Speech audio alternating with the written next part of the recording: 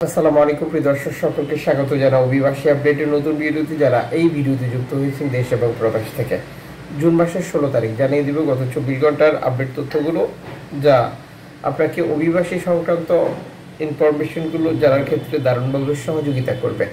আপনি নিজে দেখছেন, একজনকে দেখান। ভিডিওটি শেয়ার করুন, চ্যানেলটি সাবস্ক্রাইব করুন, ফেসবুক পেজটি লাইক ফলো করুন আমাদের প্রতিদিনের আপডেট ইনফরমেশন প্রতিদিন দেখার জন্য। স্পেনের উপকূলে একটি প্লাস্টিকের নৌকা, যেখানে কোনো ইঞ্জিন ছিল না, স্বাভাবিকভাবে ম্যানুয়ালি আমরা যেভাবে নৌকা পরিচালনা করে থাকি ঠিক একই রকমভাবে নৌকাটি তারা চালিয়ে স্পেনে প্রবেশ করার চেষ্টা করছিল। স্পেনের নৌবাহিনী তাদেরকে উদ্ধার করে, যেখানে হেলিকপ্টারের সহযোগিতা নেওয়া হয়েছিল উদ্ধার কাজের সময়। ঠিক এভাবেই জীবনের ঝুঁকি নিয়ে ভূমধ্যসাগর পাড়ে দিয়ে, আটলান্টিক সাগর পাড়ে দিয়ে, এজিয়ান সাগর পাড়ে দিয়ে অভিবাসীরা ইউরোপ, যেটা স্বপ্ন এবং উদ্দেশ্যে পৌঁছানোর চেষ্টা করছে। সর্বশেষ মাইক্রো ব্লগিং সাইট এক্সে এই ভিডিওটি প্রচার করার পর ভিডিওটি এরই মধ্যে ভাইরাল হয়েছে। গত কয়েকদিনে অভিবাসী ইউরোপে আসা যে প্রবাহ সেটি কমলেও আবারও নতুন করে প্রবাহ বৃদ্ধি পাওয়ার একটি তথ্য দিয়েছে যুক্তরাজ্য। যুক্তরাজ্য মাত্র একদিনেই 14টি নৌকা করে 919 জন শরণার্থী প্রবেশের তথ্য দিয়েছে, যা ফ্রান্সের বিভিন্ন যেটা উপকূল ব্যবহার করে এই অভিবাসীরা যুক্তরাজ্য প্রবেশ করে।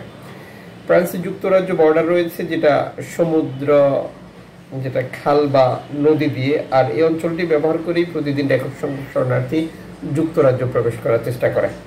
এদিকে এনজিও সংস্থা সলিডারিটি মাইক্রো ব্লগিং সাইট এক্সে দেওয়া বার্তা নিশ্চিত করেছে, দুপুরবেলা যেটা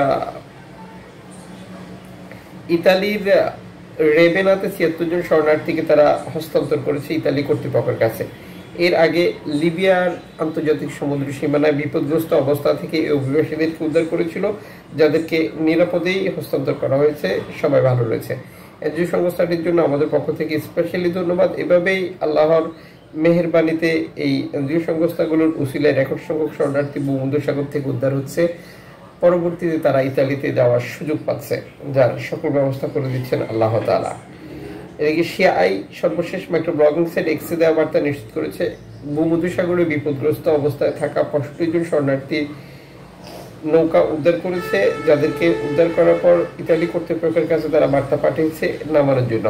এর আগে নাদির এনজিও সংস্থা তারাও ভূমধ্যসাগর থেকে 100 জন শরণার্থী উদ্ধারে সহযোগিতা করেছে, যা মাইক্রো ব্লগিং সাইট এক্সে তাদের পোস্টে এটি নিশ্চিত করে।